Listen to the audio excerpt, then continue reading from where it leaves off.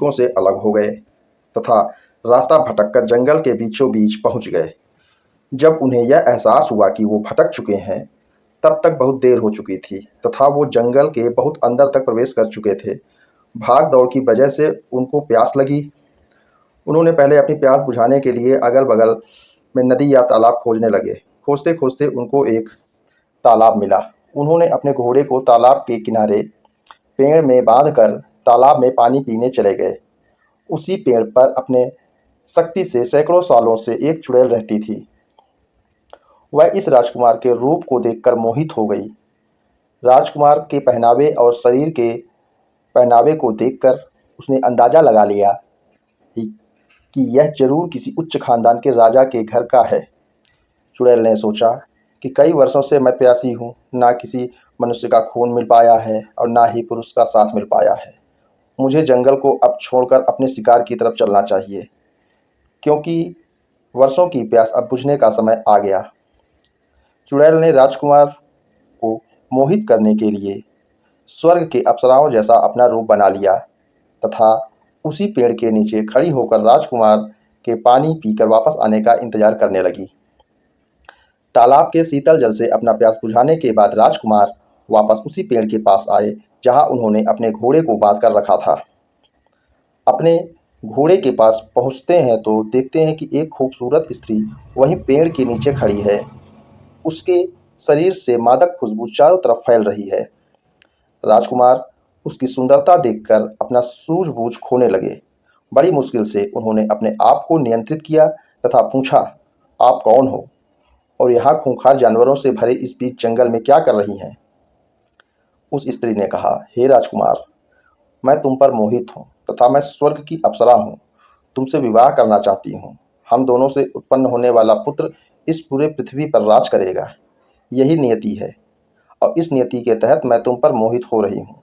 मेरी विनती स्वीकार करो और विधि को नियति को संपूर्ण कर मुझे मुक्ति प्रदान करो। वह राजकुमार चुड़ैल की माया में तो पहले ही थोड़ा आकर्षित हो चुके थे।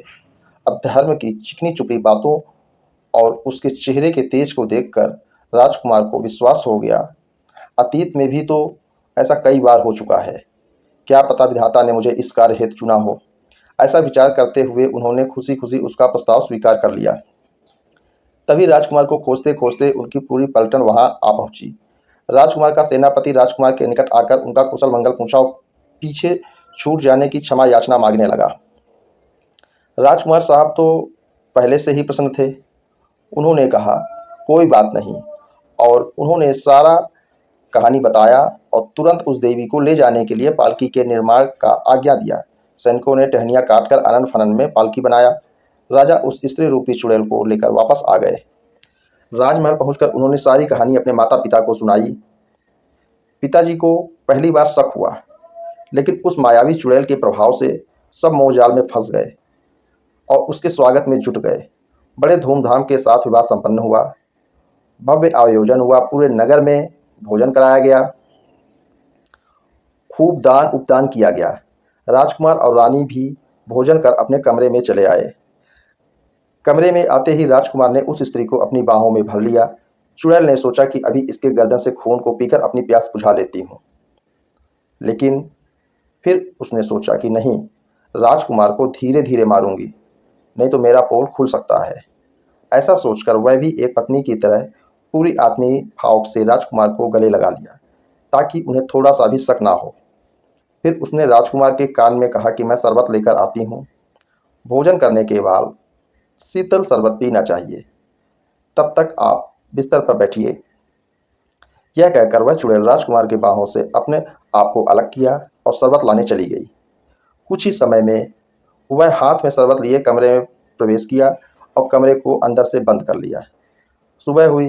राजकुमार अति प्रसन्न थे। रोज की तरह वह अपने पिताजी के साथ राजकार्य में हाथ बटाने लगे। इधर उस चुड़ैल को हर तरफ इंसानी खून की महक आ रही थी और उसकी प्यास बढ़ती जा रही थी। वह राजमहल में अपने शिकार को निशाने पर लेने लगी। राजमहल में नौकर चाकर अधिकारी आदि लोगों की कमी नहीं थी। चुड़ैल ने सोचा कि यदि होशियारी से रहूं तो मैं लंबे समय तक आसानी से खून पी सकती हूं और अपनी ताकत को और बढ़ा सकती हूं। यह आज रात को ही अपना पहला शिकार करना चाहती थी। रात हुई। राजकुमार को उसके शरबत पिलाकर अपने जादू से गहरी नींद में सुला दिया। जब राजकुमार निर्भेद होकर सो गए, तब वह अपने असली रूप में आ गई तथा गायब होकर महल में घूमने लगी और किसी हिष्ट-पुष्ट सैनिक को अकेले में खोजने लगी। तभी महल में एक कोने में छिपकर एक सोता हुआ सैनिक उसे दिख गया। प्यासी चुड़ैल पूरे तेजी से उसके पास पहुंची और पल भर में उस सैनिक के हाथ को अपने मुंह में डाला, उसके शरीर के सारा खून चूस लिया। वह सैनिक चिल्ला भी नहीं पाया और वहीं मर गया। चुड़ैल को कुछ तृप्ति मिली। अब वह अपने कमरे में वापस पहले जैसा रूपवती रूप बनाकर राजकुमार के बगल में लेट गई। राजकुमार जादुई शरबत के नशे में चूर होकर गहरी नींद में सो रहे थे। उन्हें चुड़ैल के किसी भी क्रियाकलाप पर कोई शक नहीं था। सुबह होते ही सैनिक के शव को देखकर पूरे महल में हड़कंप मच गया।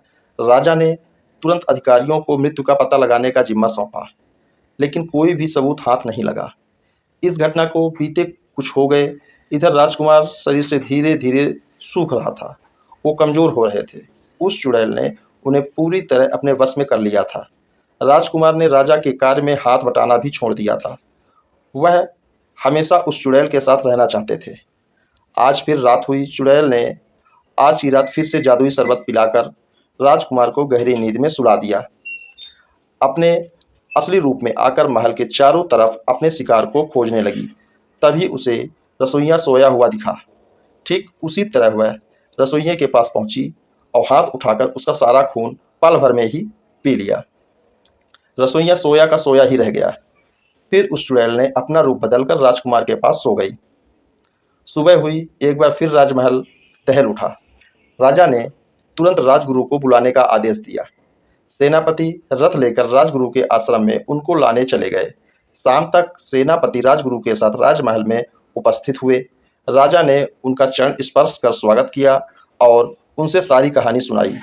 राजगुरु ने रसोइया के शव को देखते ही सारी कहानी समझ गए तथा उन्होंने बिना देरी किए मिट्टी से भरे हुए मिट्टी का घड़ा मंगाया तथा उस पर घड़े को अपने हाथ में लेकर मंत्र पढ़ने लगे और उसमें से मिट्टी निकालकर पूरे महल में घूम घूम कर फेंकने लगे। मंत्र कंपन से उस चुड़ैल के देह में बेचैनी होने लगी। वह गायब होकर राजगुरु को मारने के लिए दौड़ी, लेकिन जैसे ही वह राजगुरु के पास आई तो उनको आभास हो गया। उन्होंने मंत्र पढ़ते हुए मिट्टी को उसके ऊपर फेंक दिया। उस सिद्ध चमत्कारी मिट्टी की वजह से वह राजगुरु के कैद में आ गई। उन्होंने तुरंत आदेश दिया कि जो मिट्टी मैंने अभी फेंकी है उनको उठाकर घड़े में डाल दो और एक कपड़े से इसका मुंह बंद कर दो। राजगुरु बहुत सिद्ध पुरुष थे। उन्होंने राजकुमार का भी इलाज किया और उस मटके को लेकर अपने आश्रम में चले गए। मृत्यु के मुंह से बचे राजकुमार को एक बहुत बड़ा सीख मिला कि हर खूबसूरत चीज़ अच्छी नहीं होती।